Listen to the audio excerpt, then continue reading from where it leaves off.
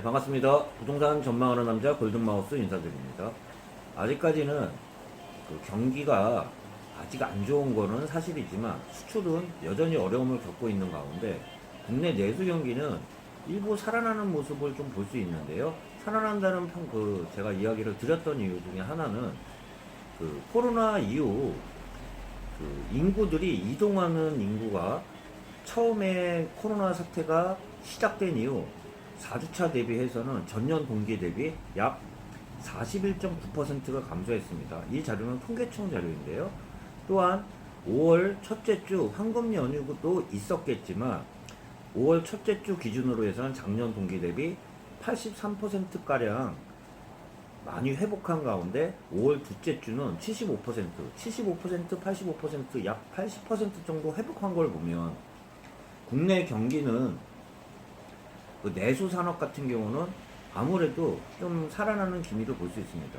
제가 이런 얘기를 드렸던 이유 중에 하나가 한국건설산업연구원의 그때 자료에 대해서도 한번 얘기 드렸는데요.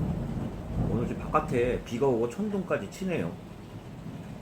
한국기술산업연구원이 코로나19가 장기로 갔을 때하고 단기로 갔을 때의 영향을 분석한 자료를 제가 영상을 올려드렸는데요. 간추리 서머리 해가지고 얘기 드리면 저는 아무래도 부동산 쪽에 관심이 많고 전망을 하다 보니까 부동산 쪽에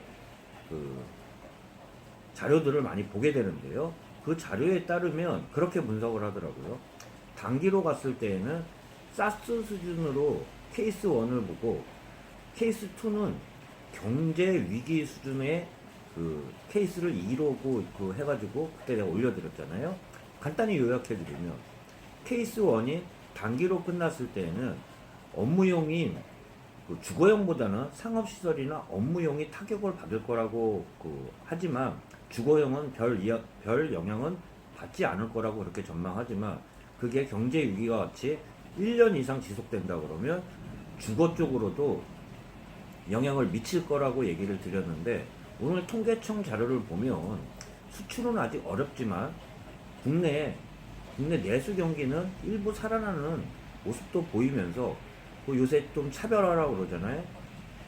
오프라인은 힘든 상황이지만 온라인 같은 경우는 오히려 때 아닌 호황이라고까지 얘기를 드리는데 일부적으로 좀 얘기 드려보면 저 같은 경우도 현장에 있으면서 느끼는 게 1층 점포 상가 같은 경우는 지금 비우는 것도 있지만 일부는 소화는 된다고 좀 보고 있어요. 단지 근린생활 시설 중에서도 1층 같은 경우 워킹 손님들을 많이 상대하는 그런 조그만 점포 상가가 많이 몰려 있잖아요. 또 위층 같은 경우는 학원이나 다중이용업소들이 많이 입점하고 있을 텐데 오늘 같은 경우는 자료를 좀 보면 어떤 자료냐면 공매 공고를 좀 봤는데요. 초역세권이에요. 초역세권인데 근린생활시설의 8층, 9층, 10층이 공매 공고가 나왔더라고요. 위치는 굳이 얘기를 안 드리겠습니다. 저는 전체적인 양상을 얘기를 드리려고 그러는데요. 8층, 9층, 10층에 공매 공고가 나온 걸 보면 일부 이용했던 업종을 보면 어떤 업종이 대부분이냐면 사우나, 찜질방, 헬스, 실내 골프 등 제가 아까 말씀드린 다중이용업소는 지금 타격을 받고 공매까지 나온다는 이런 얘기를 드릴 수 있습니다. 지금 벌써 14주차, 15주차가 되다 보니까 근린생활시설 그 중에서도 다중이용업소들은 타격을 받고 있으면서 공매가 나오고 있는 상황인데 이와 더불어서 조그만 소상공인 같은 경우는 또 지금 현재는 또 차별화 현상이 일어나고 있다고 또 예를 들어서 이야기 나눠드릴 수 있습니다. 학원만 얘기를 드려도요. 일부 학원가가 몰려있는 학원가 위주로는 오히려 영향은 크게 없어요.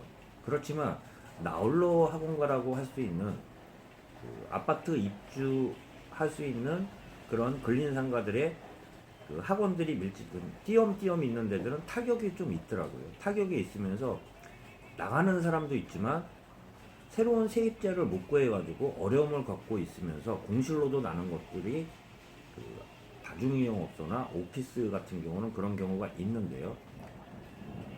원체 탄탄하게 구성되어 있는 학원이 밀집된 지역들은 여전히 타격은 없다고는 할 수는 없지만 그래도 견디고는 있다고 보면 나홀로 이렇게 띄엄띄엄 있는 데들은 또 업무용이나 근린생활시설들은 타격이 있으면서 우리가 이것도 양극화 현상이라고 보면서, 그리고 일부 여기까지만 얘기 드리면 학원가가 밀집되어 있는 커피숍 같은 경우나 편의점 같은 경우는 타격이 그렇게 크지 않다고도 지금 일부 들어보니까 내용들은 그렇더라고요. 학부모 입장에서 저도 학부모지만 어려운 상황에서도 학교는 아직 개학은 못하고 있지만 애들 학원은 보내잖아요. 그러다 보니까 학원 주변이 몰려있는 학원가들은 일부 그래도 계속 유지를 하고 있다고 좀 볼 수 있다고 또 한편으로는 또 생각드릴 수 있습니다. 제가 말씀드린 것처럼 유동인구에 대해서도 얘기 드렸는데 처음에는 약 41%,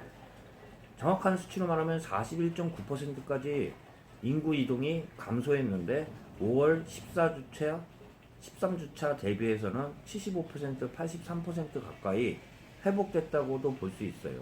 그러다 보면 너무 안 좋게만 보면 또 한없이 안 좋게 봅니다. 그렇다고 안심하고 경제 활동을 할 수 있는 그러한 국내 여건도 아니지만, 그렇다고 너무 비관적으로 생각하지 말라는 의미에서 제가 오늘은 처음 발발했던 그때에 비해서는 인구 이동이 굉장히 많이 작년 수준에 대비해서 75%에서 약 83%그 사이에 많이 회복했다는 이야기를 드릴 수 있습니다.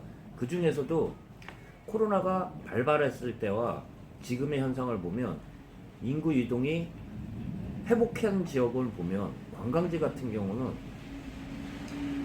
큰 5월 첫째 주나 4월 말일로 해가지고 황금 연휴가 있다 보니까 크게 증가했다가 다시 약간 감소하는 양상을 보이고 있지만 초기에 비해서는 많이 나아졌다고 볼 수 있습니다. 관광지뿐만 아니라 대형 아울렛 또한 사무지역은 평균적인 수준을 이용하고 있는 것 같아요. 아무래도 지금은 조심스러운 단계다 보니까 아직까지는 확 증가세는 나타나고 있지 않다고 또 보이는데, 그 중에서도 레저 스포츠도 일부 지금 인구 이동이 늘어나는 것을 볼 수 있고요. 주거지역 또한 인구 이동이 늘어나는 걸 볼 수 있지만 상업시설만은 아직 코로나가 시작된 단계보다는 회복하고 있지 못하는 그러한 영향하에 아까 제가 말씀드린 다중이용업소나 오피스 같은 경우는 공매나 경매가 계속 조금씩은 더 나올 수 있다는 이야기 드려볼 수 있습니다. 이게 오래 간다면은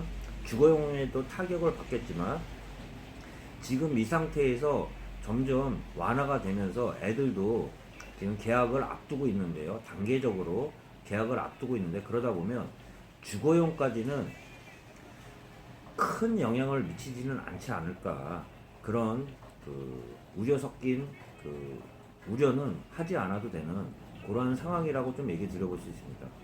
그거는 코로나 영향이 없다는 거지, 주거 자체에 대해서 코로나 때문에 급락하거나 그러는 영향은 좀 덜 할 수 있다는, 길지 않고 좀 어느 정도 종료가 된다면 그러한 말씀 드려볼 수 있으면서 오늘 영상은 이것으로 마치도록 하겠습니다. 또한 잠깐 말씀드린 통계청에 대한 인구 이동에 대한 통계 자료에 대해서도 한번 시간 됐을 때 자세히 한번 살펴보도록 하겠습니다.